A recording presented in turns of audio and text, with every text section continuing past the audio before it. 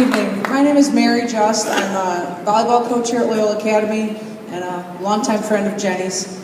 Jenny and I first met each other a long time ago when we battled against each other on the basketball and volleyball courts in high school, which was over 30 years ago.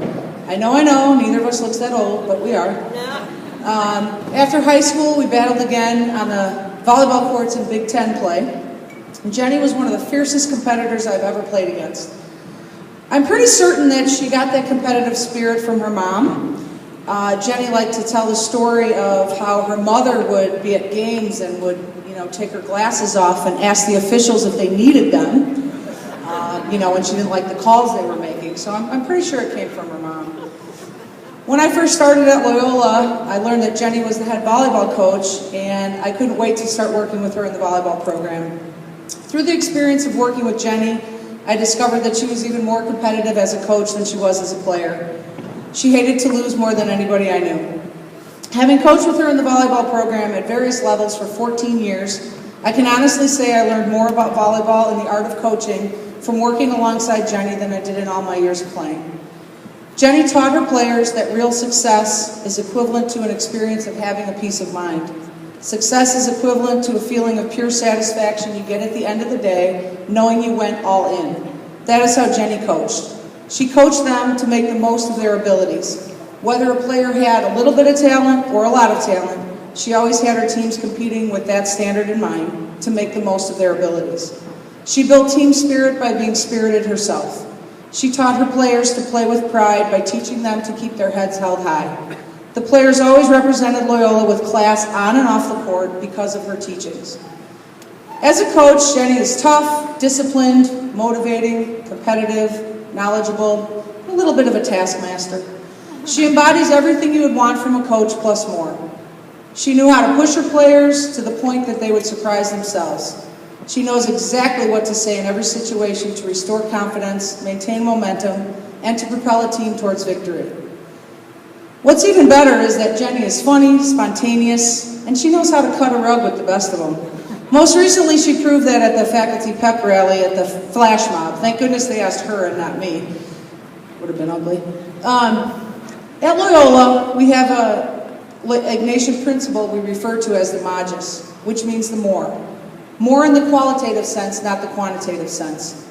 Jenny is, and still is, more than just a coach. She is also an awesome teacher that's fully vested in what is most important at Loyola, which is our students' education. Ask anyone and they'll tell you how effective she is as a teacher. Students have improved in reading and writing because of her instruction. You will also find her working girls' basketball games, boys' volleyball games, or even watching the school play. In her 20-plus years of coaching and teaching here, Jenny has done things the right way, the Magis way. She's constantly finding opportunities to care for and connect with our student athletes. I could go into her record of wins and losses, but coaching is so much more than that. Coaching is about forming individual players to work as a team towards a common goal.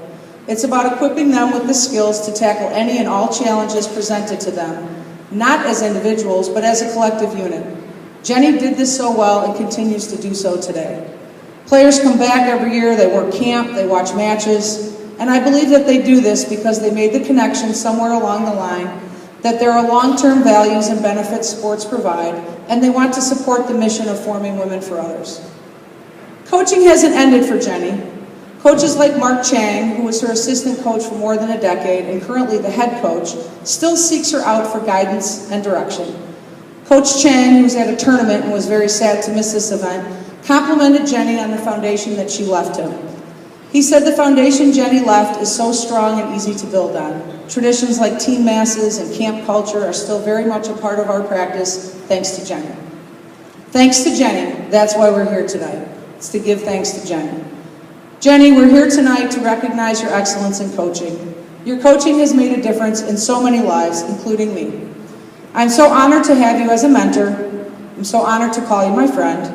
I'm honored to be the one presenting this award to you. Loyola is so honored to have you as a part of the community as you have added richness to it. Ladies and gentlemen, please join me in congratulating Coach Jenny Morris as the 2014 Frank Amato Excellence in Coaching. We're going to have you take a seat right here and do a quick Q&A, and I'll continue to hold the microphone. Coach Morris, you just shared a nice moment there with Frank Amato, and you heard him describe his philosophy of coaching. He said he didn't really care as much about wins and losses as he did about the formation of the athletes and the students that was in his care. I wonder if you could describe your philosophy of coaching. I cared a lot about the wins and losses. Sorry, Frank. But that wasn't the only thing. You know, wins and losses were good. That was the gravy on the cake. But for me, my philosophy was hoping that kids would work as hard as they can work, to do as well as they can do, and to hopefully learn something. And I think with athletes like Christy Williams and with athletes like Jenny Mangelt, a previous Hall of Famer, I like to think that perhaps they did learn something. On a night like this, you know, you're talking about a couple of the athletes you had a chance to coach, and I'm sure you've reflected upon some of the great moments. Do you have one that stands out, if you could distill your entire coaching career? Was there a great moment or a season that maybe you remember particularly well? The funny thing is, the only thing I could really remember, and Christy, you're going to probably laugh at this, it's not even a great moment, it was just one of those moments. It was a comical moment in practice. Christy was running a drill. It was a competitive drill. It was a conditioning drill. And they needed to get 15 in a row or we go back to 0. At 14, Christy went up to just hit the ball, and I didn't know what else to say. I was, Christy, get up there and spank it like a baby. Everyone looked at me like, what was that supposed to mean? I don't even know what that was supposed to mean. I just remember that the drill ended, Christy spanked it like a baby, and we were all dying on the floor laughing. I don't know what that means, people. I don't know what that means.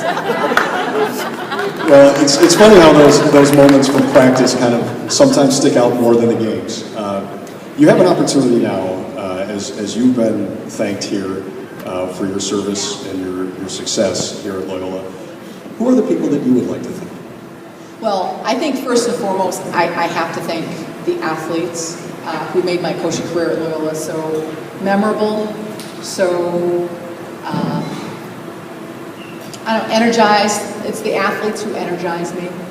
I'd be remiss if I didn't thank my Loyola family, my English department peeps who are here in support of me, my friends who are here, my friends who are not here, my family who's traveled from far and wide, and then I think most of all my husband Sean, who without his support I don't think I would have been able to have a 1-year career, let alone a 15-year career at Loyola Academy.